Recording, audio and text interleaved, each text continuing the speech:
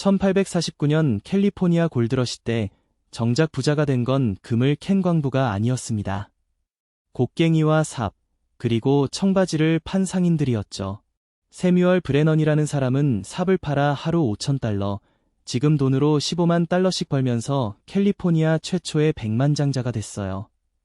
그래서 지금 모두가 똑같은 말을 합니다. 휴머노이드 로봇은 이 시대의 골드러시다. 그러니 로봇 회사가 아니라 그 부품, 즉 곡괭이와 삽을 사라. 제가 며칠 전 받아본 한 증권사 리포트 제목도 정확히 그거였어요. 이 시대의 곡괭이와 삽 좋은 프레임입니다. 그런데 이 채널은 멋진 이야기를 그냥 받아들이지 않죠. 오늘 세 가지를 데이터로 따져보겠습니다. 첫째, 다들 양산 언년이라는데 이게 진짜 양산일까요? 둘째, 그 곡괭이와 삽이 진짜 돈이 될까요? 만약 그 삽마저 중국이 반값에 팔아버린다면요? 셋째, 한국 로봇주 지금 이 가격에 사도 될까요? PER 700배의 진실을 보겠습니다. 미리 한 문장만 깔고 가죠. 테마가 맞는 것과 그 주식이 그 가격에 좋은 건 전혀 다른 이야기입니다. 첫 번째 질문. 정말 양산 국면일까요? 결론부터 말하면 양산 언년은 맞는데 양산중은 아직 아닙니다. 숫자를 보죠. 2025년 전 세계가 만든 휴머노이드 로봇은 약 1만 3천 대입니다. 블룸버그 집계예요. 참고로 일부 기사의 돈은 1만 8천 대는 실측이 아니라 연초 예측치라 쓰지 않겠습니다. 1만 3천 대가 얼마나 작은 숫자냐면 웬만한 자동차 공장 하루 생산량 수준이에요. 진짜 양산이라고 부르려면 보통 수십만, 수백만 대를 말하는데 지금은 그 1에서 3% 지점에 있는 겁니다. 그리고 중요한 사실, 이추라이 85에서 90%가 중국입니다. 1위가 중국 아지봇으로 약 5,000대, 유니트리도 5,000대가 넘어요. 우리가 뉴스에서 매일 보는 테슬라와 피규어는 각각 수백 대 이하입니다. 게다가 전 세계에서 유일하게 흑자를 내는 휴머노이드 기업도 중국 유니트리예요. 그러니까 양산의 출발선은 그어졌지만 그 선두는 미국이 아니라 중국이고 양산이라 부르기엔 아직 한참 이르다. 골드만삭스조차 연 100만 대는 2030년대 중반에나 본다는 게 현실입니다. 두 번째로 플레이어 지도를 그려보죠. 한 줄로 요약하면 자금은 미국에, 물량은 중국에, 그리고 진짜 노동은 아직 극소수에 있습니다. 테슬라, 옵티머스. 머스크는 2025년에 5,000대를 만들겠다고 했지만 실제론 수백 대에 그쳤고 작년 10월엔 손과 팔의 과열, 기어 파손 문제로 생산을 일시 중단했어요. 피규어 AI는 기업 가치가 390억 달러까지 평가받았는데 이건 매출이 아니라 잠재력의 매긴 값입니다. 중국 유니트리는 G1을 1만 6천 달러에 팔면서 5,000대 넘게 출하하고 유일하게 흑자를 냅니다. 보스턴 다이내믹스는 전기 아틀라스 양산형을 올해 초 공개했는데 한 가지 꼭 알아야 할 게 있어요. 보스턴 다이내믹스는 현대차 계열사입니다. 그래서 첫 고객 확보라는 것도 사실상 그룹 내부 거래 성격이 강해요. 균형을 위해 두 가지를 더 짚죠. 실제로 돈 받고 일하는 로봇은 어질리티의 디짓 정도입니다. GXO 물류창고에서 상자 10만 개 넘게 날랐어요. 반대로 1X의 가정용 로봇 네오는 월 499달러 구독인데 현재는 사실상 다른 방에 있는 사람이 원격으로 조종합니다. 화려한 데모의 상당수가 원격 조종이라는 걸 꼭 기억하세요.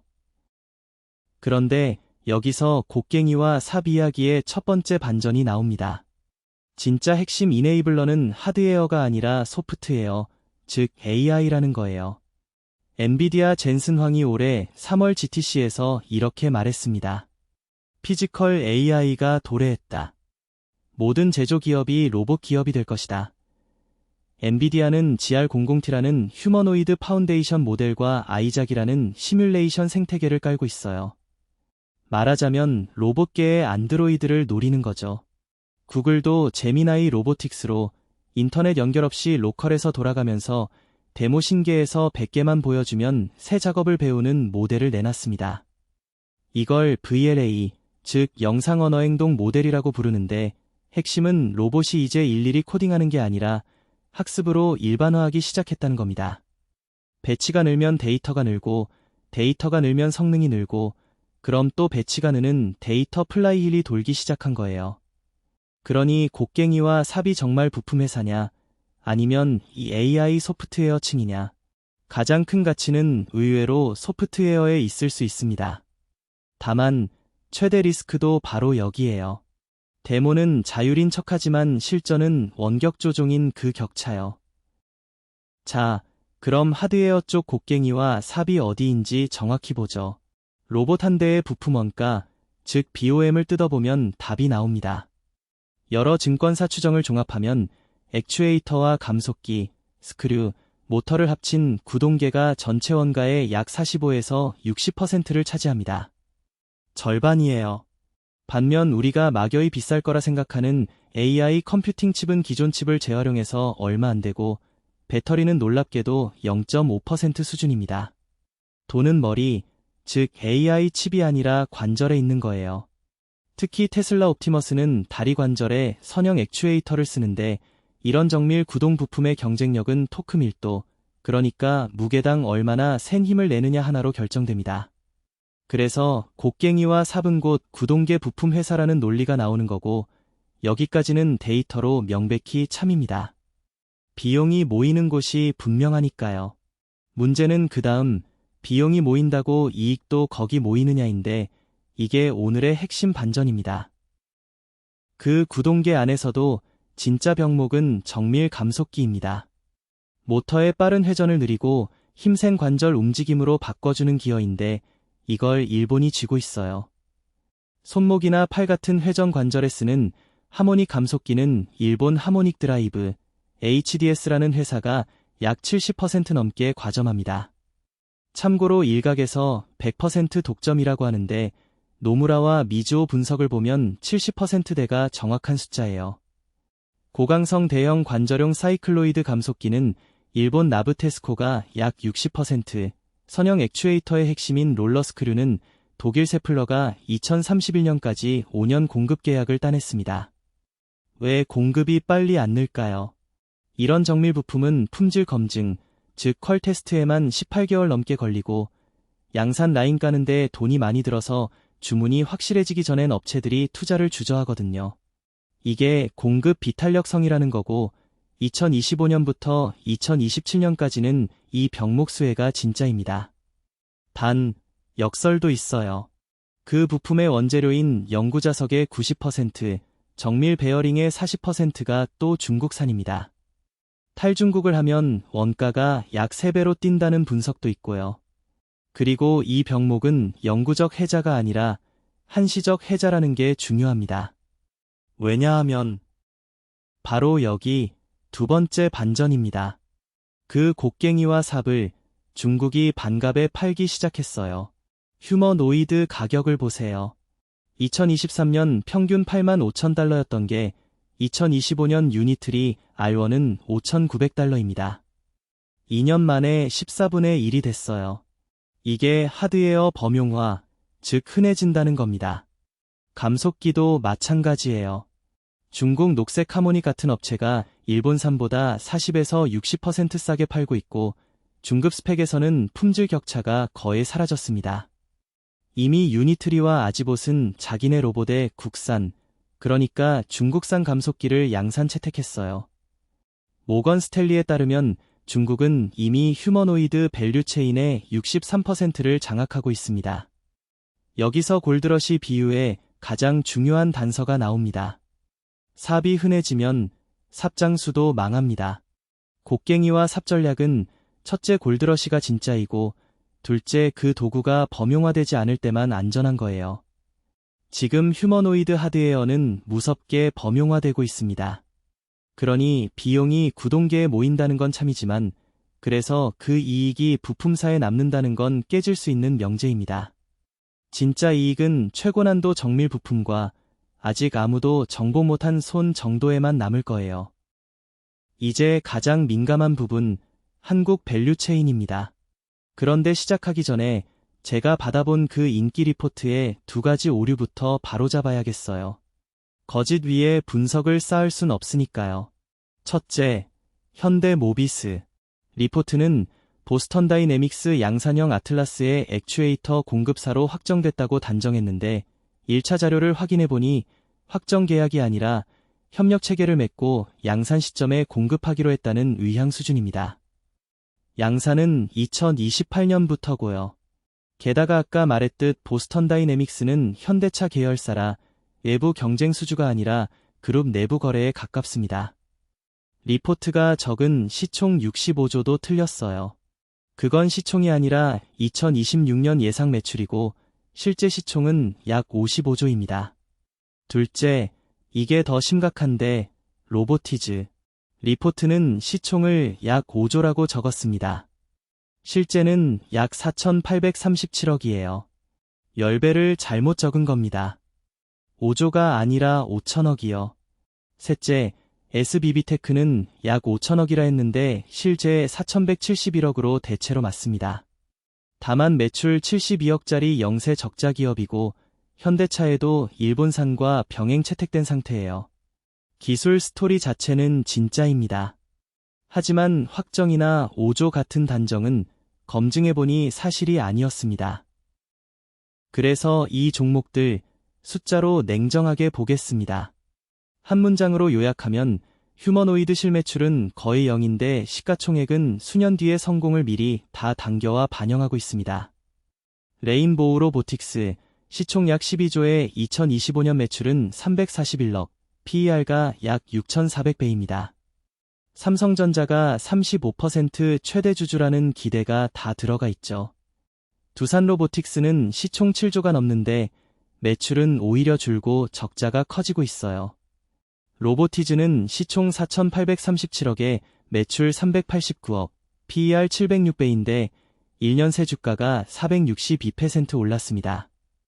SBB테크는 매출 72억 적자 기업에 PBR 31배고요. 비교를 위해 현대모비스를 보면 시총 55조에 매출이 61조, PER 15배입니다. 본업이 탄탄한 회사죠. 나머지 순수 테마주들과는 차원이 다릅니다. 위험 신호도 있어요. 로보티즈는 1,000억 유상증자를 하면서 동시에 자사주를 블록딜로 팔았습니다. 주식수는 늘리고 내부자는 현금화한 거죠. 그리고 이 종목들 상당수가 하루에 15에서 25%씩 출렁입니다. 다시 강조하지만 이건 매수 추천이 절대 아닙니다. 실매출 대비 가격이 어디 있는지를 보는 겁니다. 그래도 미중 갈등으로 탈중국 수혜가 한국에 오지 않겠냐는 기대가 큽니다.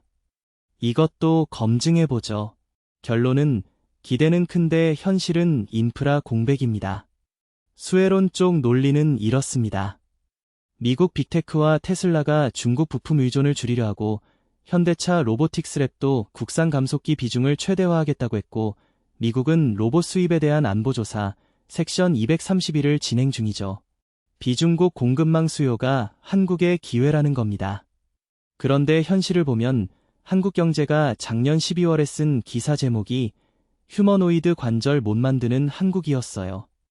한국은 로봇 관절을 대량으로 양산할 인프라가 아직 없습니다. 기어 납기가 한 달에서 두세 달로 밀리는 일이 벌어지고 토크 센서나 모터를 대량 생산할 설비도 부족해요. 정작 테슬라 옵티머스조차 중국 부품사 약 20곳에 의존하고 있고 중국은 선전과 둥관에 원스톱 클러스터가 있어서 즉시 양산이 됩니다. 한국이 지금 당장 복제할 수 없는 구조예요. 섹션 232가 한국에 직접 수혜를 준다는 근거도 아직 빈약합니다. 그러니까 탈중국 수혜는 가능성 있는 기대이지 확정된 수요 전환이 아닙니다. 오히려 한국의 양산 능력 공백이 발목을 잡고 있어요. 여기서 잠깐 역사를 봐야 합니다. 이게 세상을 바꾼다던 하드웨어 테마들이 어떻게 끝났는지요. 2013년 3D 프린팅을 기억하세요. 모든 집에 프린터가 한 대씩 놓일 것이라며 3D 시스템스 주가가 2년간 800% 올랐습니다. 그리고 2014년부터 2015년까지 92% 빠졌어요. 메타버스는요. 메타가 쏟아부은 리얼리티랩스 누적 손실이 약 836억 달러입니다. 자율주행은 어떻고요? 2019년에 내년이면 로보택시 100만 대라고 했지만 2026년 지금도 소수 차량만 다닙니다. 이 사례들의 공통점은요, 기술 자체는 진짜였다는 겁니다. 3D 프린팅도, VR도, 자율주행도 다 실제하는 기술이에요. 틀린 건 대중화 시점이었습니다. 그리고 주가는 그 환상을 미리 다 반영해버렸죠. 그래서 교훈은 명확합니다. 테마를 맞히는 것과 그 가격의 주식을 맞히는 건 전혀 다릅니다. 곡괭이와 삽 전략조차도 골드러시가 진짜이고 그 삽이 범용화되지 않을 때만 통합니다. 휴머노이드는 이 두 조건을 지금 시험받고 있어요. 그리고 이 테마의 상징, 일론 머스크의 약속들을 시간순으로 늘어놓으면 하나의 패턴이 보입니다. 2021년 8월 옵티머스를 처음 공개했는데 무대 위에 있던 건 스판덱스를 입은 사람이었어요. 로봇 코스튬이요. 2022년 9월엔 실물 프로토타입을 내놨는데 1분간 뻣뻣하게 걷고 손을 흔드는 게 전부였습니다. 2025년 1월엔 올해 수천 대가 연말까지 유용한 일을 할 거라 확신한다고 했죠. 실제로는 수백 대 추정해 자율로 유용한 노동을 하는 단계엔 못 갔습니다. 그리고 2026년 1월 결국 머스크 본인이 실적 발표에서 인정했어요. 아직 R&D 단계이고 공장에서 의미 있게 사용되고 있지 않다 오해는 마세요. 머스크는 결국 많은 걸 해내는 사람입니다. 전기차도 로켓도 그랬죠. 제가 말하는 건 그의 날짜는 약속이 아니라 방향이라는 겁니다. 그러니 누군가 2026년이면 수만 대라는 타임라인을 근거로 밸류에이션을 정당화한다면 그 날짜는 넉넉히 할인해서 들으셔야 합니다. 자, 정리하겠습니다. 휴머노이드 로봇, 어떻게 봐야 할까요? 제 결론은 이겁니다. 위대한 테마와 그 가격의 위대한 주식은 다릅니다. 양측을 모두 인정해야 해요. 강세론의 진짜 동의는 실제합니다. 2030년이면 제조업 인력이 약 800만 명 부족하고 VLA와 엔비디아라는 기술 변곡점이 동시에 왔어요. 3D 프린팅이나 메타버스엔 없던 수요와 기술이 둘 다 있다는 점에서 이번엔 다를 수 있습니다. 하지만 약세론의 리스크도 실제예요. 데모와 자율의 격차, 중국의 반갑 범용화, 머스크의 깨진 약속들, 그리고 실매출이 거의 0인데 시총은 하늘에 있는 한국 로봇주들. 그래서 거장들의 렌즈로 규율을 잡읍시다. 하워드 막스는 말합니다. 전망이 좋다는 건 이미 가격에 반영돼 있다고. 2차적으로 사고의 사이클의 어디인지를 보세요. 버핏과 먼 거라면 이익도 입증된 해자도 없는 곳은 피할 겁니다. 곡괭이라도 범용화되면 해자가 아니니까요. 린치라면 화려한 스토리일수록 매출과 고객 숫자를 요구할 거고, 발리오라면 테슬라냐 피규어냐 하는 단일 승자 베팅을 피하고 분산할 겁니다. 곡괭이와 삽을 사세요. 단, 골드러시가 진짜인지, 그리고 그 삽이 흔해지지 않을지부터 확인하고요. 오늘도 멋진 이야기 대신 데이터로 봤습니다. 감사합니다.